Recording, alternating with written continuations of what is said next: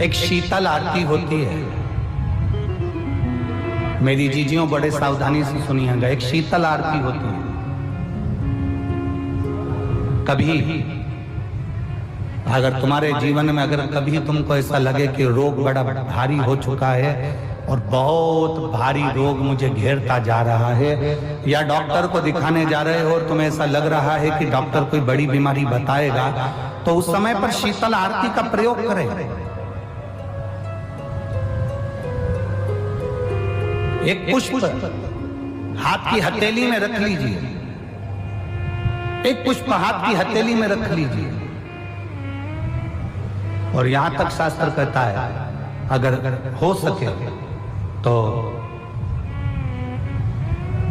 आंकड़े का अगर पुष्प मिल जाए, तुम्हारे यहाँ क्या बोलते हैं उसको, मंदार का फूल, आंकड़े का फूल, अकौए का फूल, जो शंकर भगवान पे चढ़ता है, छोटा सा होता है, घुंघरू जैसा होता है वो, उसको तुम्हारे यहाँ क्या बोलते हैं हरियाणा में? आंख का ही पुष्प बोलते हैं। आंख का पुष्प मिल जाए तो ज्यादा अच्छा है।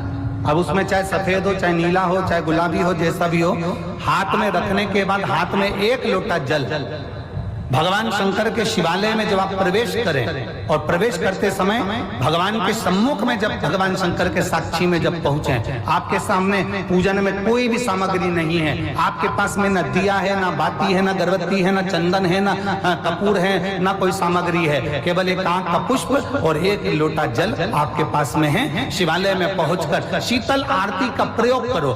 11 बार भगवान शंकर के 11 रुद्रों का स्मरण कर कर जब 11 बार शंकर के शिवलिंग के ऊपर से नीचे तक वो कलश को जब घुमाया जाता है, और घुमाने के बाद वो आग का जो पुष्प है वो अशोक सुंदरी वाली जगह पर समर्पित कर कर भगवान शंकर को जो जल चढ़ाया जाता है, जो जल समर्पित किया जाता है, डॉक्टर भले तुमसे कह रहा हो कि तुम्हें बड़ी बीमारी के चांस हैं, आप जाकर एक बार चेक कराना, तुम्हें वो बड़ी बीमारी निकलेगी ही नहीं, उस रोग से तुम मुक्त हो।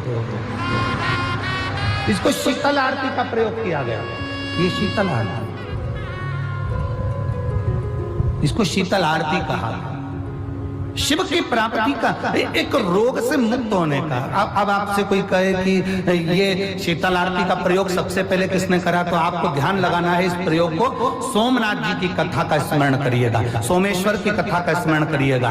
आप स्कंद पुराण में, शिव महापुराण में सोमनाथ जी की कथा का स्मरण करिएगा।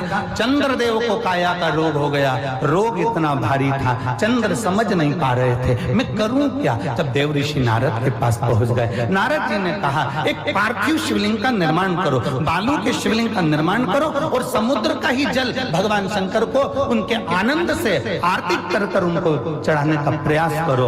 और शिव ने ऐसी कृपा कर दी कि चंद्र के पास आकर भगवान शंकर ने कह दिया, चंद्र मैं तुझे वर देता हूँ, तेरा काया का रोग समाप्त होगा, ये मेरा वर है, क्योंकि तूने मेरे शीतल आरती का प्रयोग किया।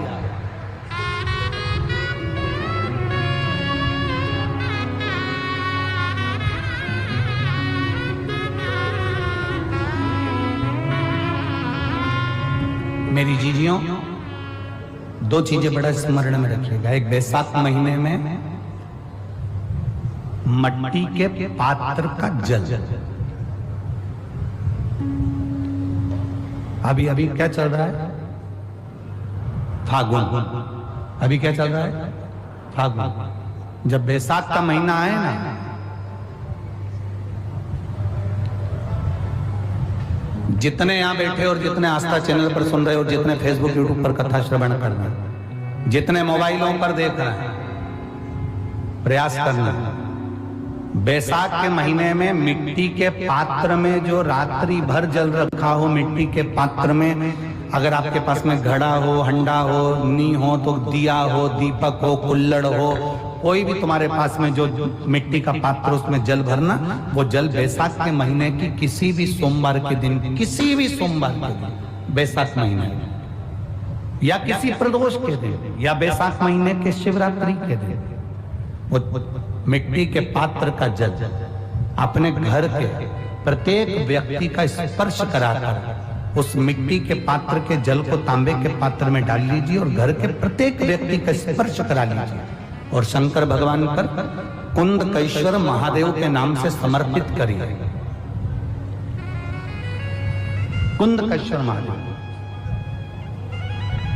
कभी जीवन में पीछे पलट कर देखने की जरूरत नहीं पड़ेगी, आप उन्नति की सीढ़ी की ओर बढ़ते चले जाएंगे। बैसाख महीने में मट्टी के पात्र का जल भगवान शंकर को समर्पित होना चाहिए। उसका सुख हमारे जीवन को एक आनंद फल प्रदान करता है।